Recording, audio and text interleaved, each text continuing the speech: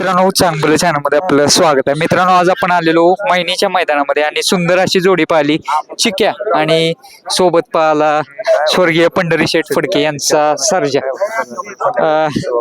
अजित शेठ नमस्ते. नमस्कार. काय सांगाल कसं नियोजन करण्यात आलेलं? विजय आज सगळं आमचे राहुल शेटने केलं. बर कारण गाडी आमची मोठी गाडी पळणार होती. बर मामा त्यांचं कॉन्टॅक्ट झाल्यानंतर म्हणजे पळवा गाडी आणि आम्ही दुसऱ्याला पळत नाही, पण असं आम्ही फर्स्ट टाइम म्हणलं चालू म्हणजे पहिल्यांदा त्या मैदानाला पळालो. बर पण आज ही सेकंड टाइम म्हणलं चला एकदा पळायचंय म्हणलं बघू काय होतंय. झालं आम्हाला गुलाल. राहुल शेठ आजकाल जबरदस्त नियोजन करतात म्हणावं लागेल. त्यांच्याकडे सगळ्याच बैलाच असतं, टॉपच्या बैलाच म्हणलं चाललं काय नाही.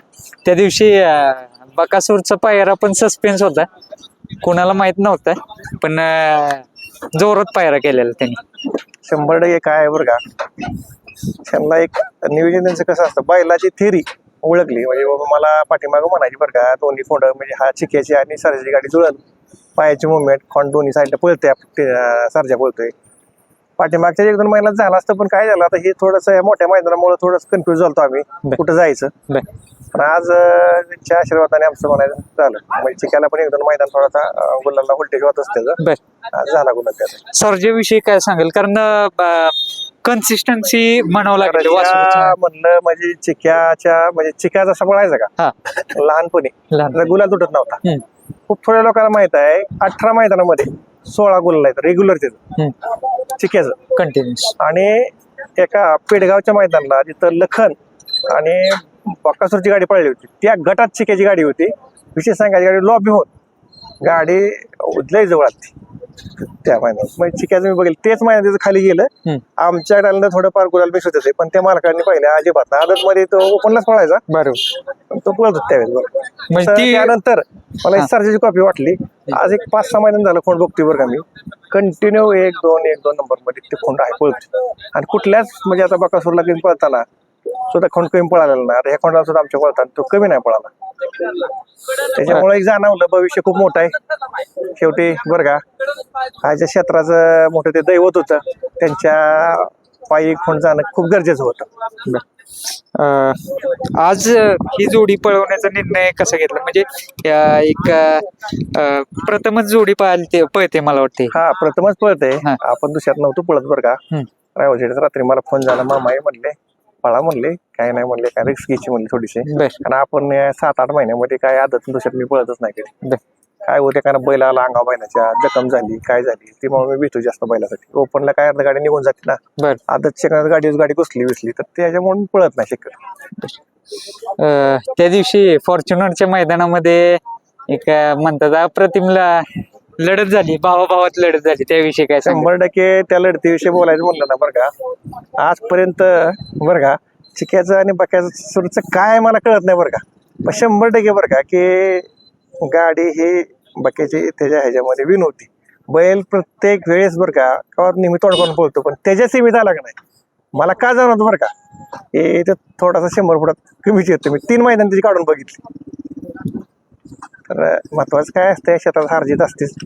शेवटी आज आपल्यापेक्षा बकासूरचं नाव खूप मोठं आहे आणि या क्षेत्राची जी सगळ्या पूर्ण भारतभर आणि 14 देशामध्ये त्यांनी ओढ लावली आणि तो नंदी फायनल राहणं आपल्यापेक्षा खूप मोठा गरजेचं आहे. आणि ह्या बैलांचा दिवस अजून जास्त आहेत, हे बच्चे आहेत अजून त्याच्या तुलनेतनं. एखादं मैदान 100% मोठ्या मैदान तो विन होण्यात तेवढी क्षमता आहेत मोठ्या.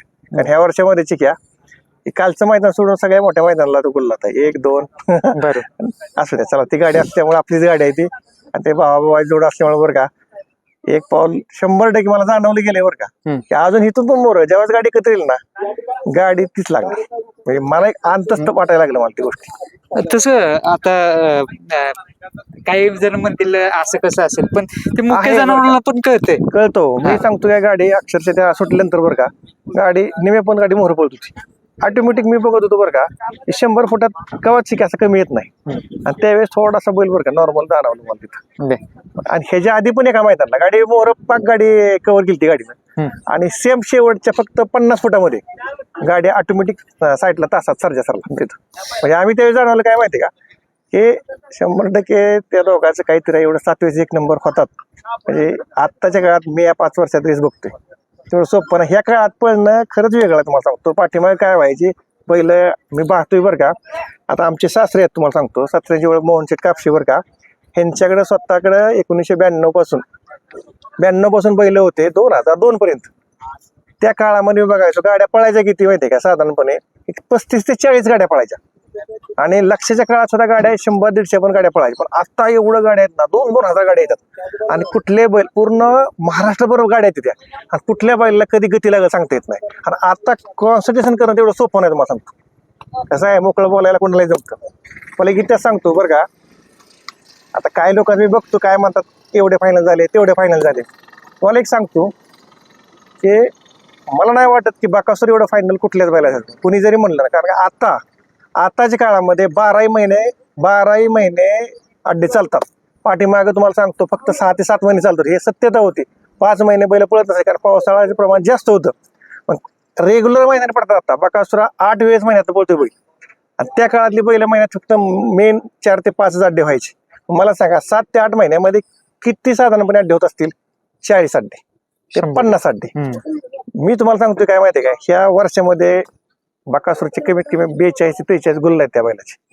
आणि असं नाही माझ्याकडे सगळ्या बैलांची ऑलरेडी बरं का, म्हणजे आमच्या ऑफिसला डाटा राहतोच. का डाटा राहतो, यायला बैल आपला किती पळतोय आणि कंपॅरिझन दुसरी बैल किती पळतात ह्याच्यामध्ये. तर ह्या 5 वर्षात माझ्या माहितीप्रमाणे त्या बैला एवढा बैल पळालेला नाहीये. आपण देव का म्हणतो ते एक रूपच आहे वेगळं तुम्हाला सांगतो. आणि मला नाही वाटत बैल होईल म्हणतो बरं का, होणार मला नाही वाटत. पाठीमागं लक्ष जे आहे बरं का, लक्षानंतर तो बैल झाला. म्हणजे मोठं लक्ष नंतर ह्याच बैल. बकासूर.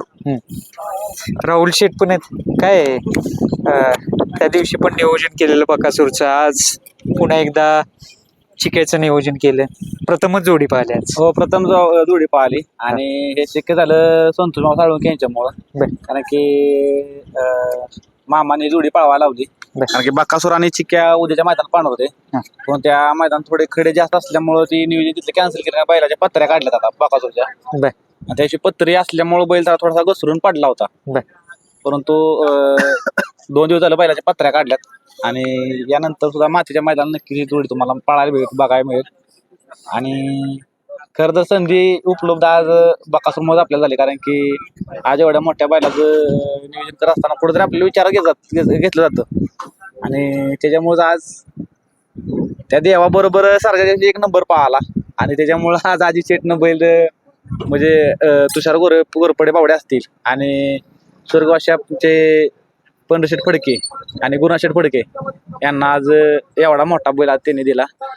त्या दिवसाचा त्या मैदानाला फॉर्च्युनर मैदानाला मामाने एका शब्दावरती बैल दिला. कारण की पायर नसताना आणि नवीनच खरेदी झाली होती सरजाची. मामाने बैल दिला आणि त्या मामांच्या बैला आज बकासूरमुळं आणि मामांमुळं हा सरजा आज उजेड झाला. चिक्याबद्दल काय सांगाल, कारण सातत्यानं पळतो बैल, तेच consistency आणि खरं तर ट्विस्ट आहे. चिक्या ज्यावेळेस 8 महिन्यात होता आणि चिक्या ज्यावेळेस घोड्याचा फेरा पडला त्यावेळेसची आपली पारख आहे. आणि त्यावेळेस चिक्याची माझी व्हिडिओ आलेली, म्हणजे ते पवार होते जुने मालक मला वाटतं का हो अजित, त्यांच्याकडून मी व्हिडिओ घेतला चिक्याचा. म्हणजे 8 महिन्याची चिक्या असताना त्यावेळेस आपण मागणी केली ती बैलाला त्या चिक्याला. आणि आपल्या सोनारपाड्या सोन्यानंतर जर व्हाईट गोल्ड सोनं म्हणलं ना तर हा चिक्या आहे. म्हणजे जसा सोन्याचं रंगरूप आहे त्या पद्धतीनं बैलाला ईर्ष्या आहे की गाडी ओढून लावणं आणि सातत्यानं फायनल राहणं म्हणजे सुद्धा आजच्या काळात एवढं सोपं नाही. हिवाळा पावसाळा सगळ्या ऋतूमध्ये हा बैल अतिशय छान पोहतोय आणि दोन्ही खांदी कडनं पोहते. याला सगळ्यात महत्व आहे आजच्या बैलगाडा क्षेत्रात. दादाकडे येत आपण. अजित शेठ यांचे सासरे पण आहेत. नमस्ते. प्रथमच आलाय काय शर्यतीला? शर्यतीला नाही, मी येतो प्रत्येक अड्ड्यावर येतो. असं म्हणजे जरी नाही आलो तरी मी गुजरात मध्ये असतो. मी ऑनलाईन चिक्याची शर्यत किंवा सगळ्या बैलांची शर्यत वगैरे पाहत डेली ऑफिस मध्ये बसून बघत असतो. आणि आताच्या काळात आणि पहिल्या जे आमच्या ज्या काळात होती त्यावेळेला माझ्याकडे एक जयशा म्हणून बैल होता. तो कमीत कमी आमच्याकडे तिने 20 मैदान गाजवले त्यावेळेला आणि फार शहाणा बोलला. तसंच मी या चिक्याबद्दल सांगतो की चिक्या खरेखर विचार केला तर इतकं म्हणजे समजूतदार आहे ना तो. म्हणजे सांगितलेली गोष्ट ऐकणारा आणि मागं कोणी जरी बघितलं तरी तो लक्ष देऊन म्हणजे आपल्या पुढं कोण आहेत पळताना त्याची खरेखर दिशा बघितली पाहिजे. मान लोकांनी कशी किती म्हणजे तो आजूबाजूला कोण पळत असेल तर तो त्याच्या पुढं असतो. इतकी त्याला खात्री आहे स्वतःला की मी बाबा कॉन्फिडन्स कॉन्फिडन्स आहे. तेच महत्वाचं आहे. हो. चालेल, धन्यवाद. ओके. काय परवा चेंडू गुलाबात, आज पुन्हा चिक्या गुलालात. कारण आमची कंटिन्यू धावूनच बोलत हा. आहे. स्टार आहे आम्हाला हा. कंटिन्यू. आता उद्या चेंडू आहे, उद्या चेंडू 100% बोलवत दिसत. इकडं काजडली. हा. अरे वा, म्हणजे उद्या पण आहे माहिती. हा, उद्या पण आहे. विश्रांती कारण चिक्या उद्याच होता बकासुरन येऊन जोडी होती. हा. तिथे थोडे खडे आहेत त्यामुळे म्हणलं आपण परत पळवू गाडी. बर. पुढच्या येत्या मैदानात गाडी दिसेल, काही वेळेस इथेच दिसेल हम्म. गाडी. एवढ्या आठवड्यात दिसेल गाडी पळताना. चालेल, धन्यवाद.